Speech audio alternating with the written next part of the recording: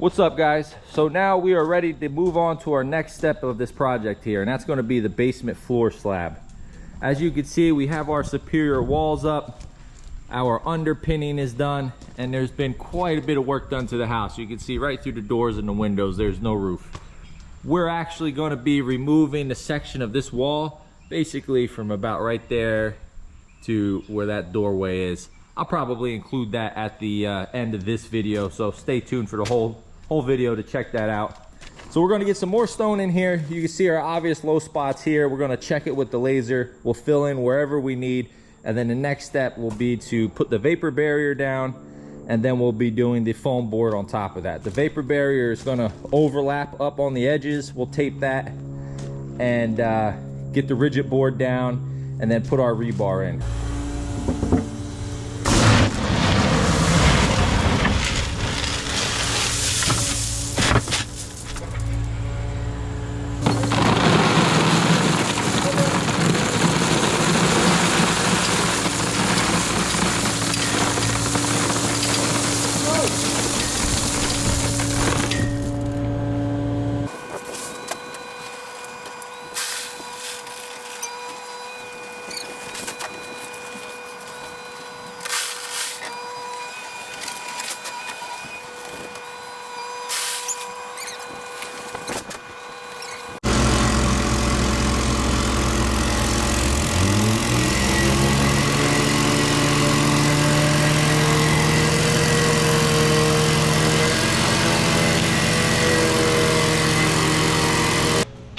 So we just finished compacting this stone. My battery died midway through. I don't think I got much of it, but we hit it with the compactor, and then Cody went through with the hand tamper and kind of smoothed out any humps and bumps.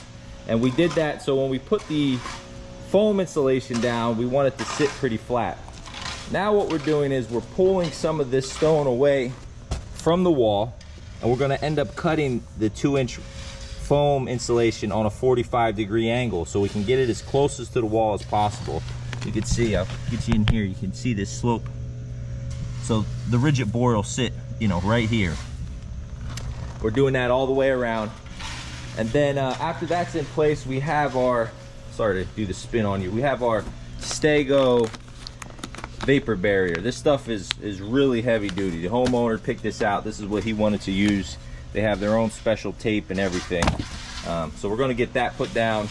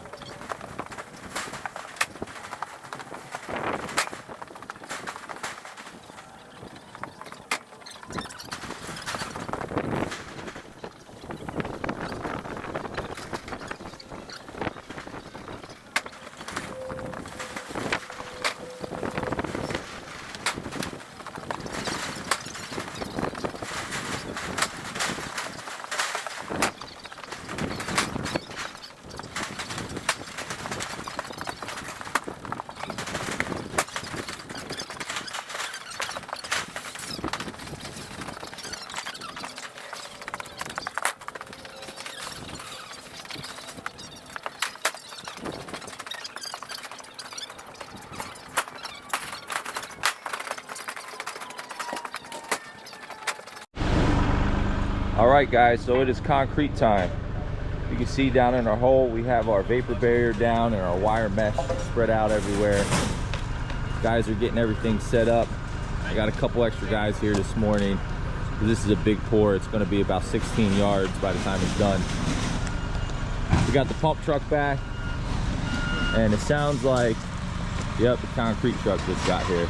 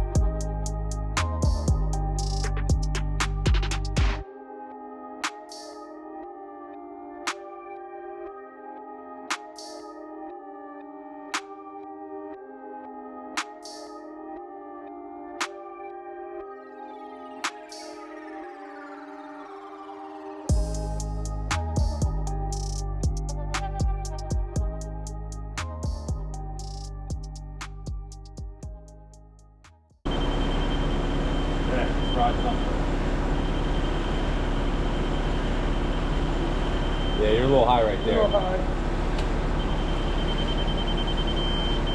A little high. But this is good. Yeah, it's good back there, yeah. Yeah, I just gotta Getting close to the... we gotta show it.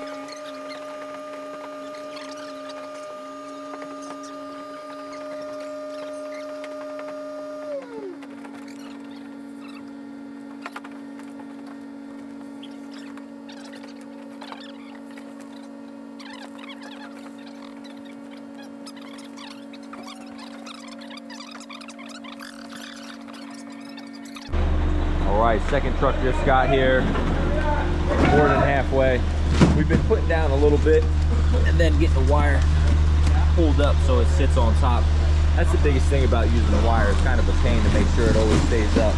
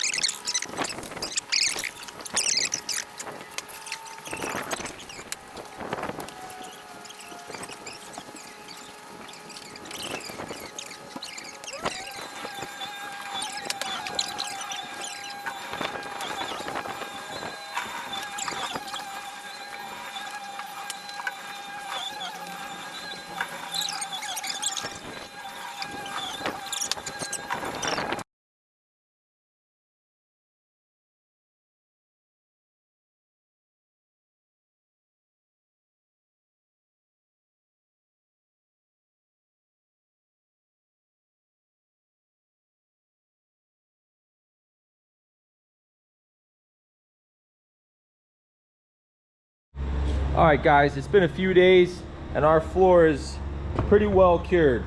As you can see, this side is a lot whiter than that side, and the main reason is because this side sits in the sun much longer every day than it does over there. And also, where the sun is, right up there, it reflects off of this insulation and it really generates a lot of heat here. So this side is curing pretty quick. Now you may be thinking, hey, there's still some swirl marks in here. That's because we didn't power trowel this, and there was no reason for us to do that because the homeowner here is going to be finishing this basement. There's going to be either a laminate flooring down or tile floor down, but either way, the concrete's going to be covered. So we went on this and just magged it by hand and steel troweled it by hand, and got everything nice and level and flat. But we weren't worried about any trowel marks because it's not going to be seen. So if you want to stick around to the end of the video, I'll include some of the footage of us knocking down this wall, and also we have to fill in these couple spots that we didn't finish with the underpinning. We have one there, right over here we have a couple more spots. We're going to do this side, and here you can see we got our form already ready to go right down there, and then around this side. And there's actually another form on the other side of this wall to stop the concrete from going. But basically we left this open, as I mentioned in that underpinning video. If you didn't see that, I'll leave a link in the description below. We left this open because we wanted to give them some room with the wall, for placement and everything. We had the layout measured, but you never know. They're setting them with a crane. We didn't want it to be too tight. So yeah, we'll get rocking and rolling on that. And don't forget to drop me a comment below. Let me know what you guys think of this project. I'm going to try to get a couple more videos going as this house gets built, and they're actually installing SIP walls here, SIP walls and a SIP roof. It's made by Extreme Panels. So they're basically like these basement walls. They're prefabricated with plywood and insulation, and the guys just come and set them in. I should be able to get a little bit of footage of that, and I'll include that in the video. But as usual guys, thanks for watching. I'll catch you on the next one.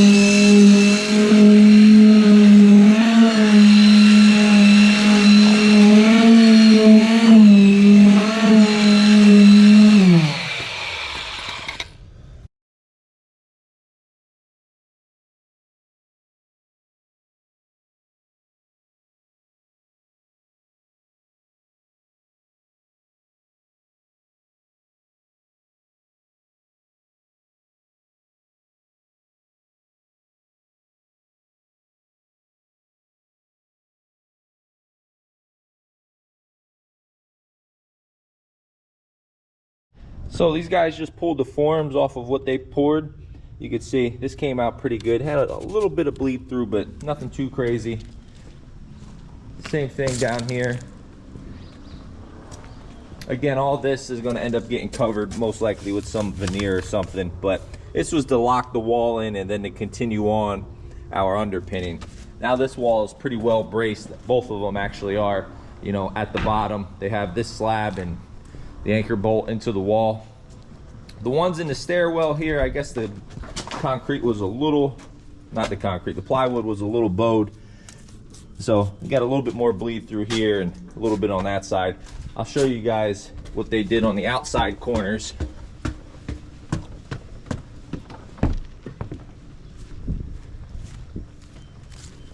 You see that guy down there? That came out good.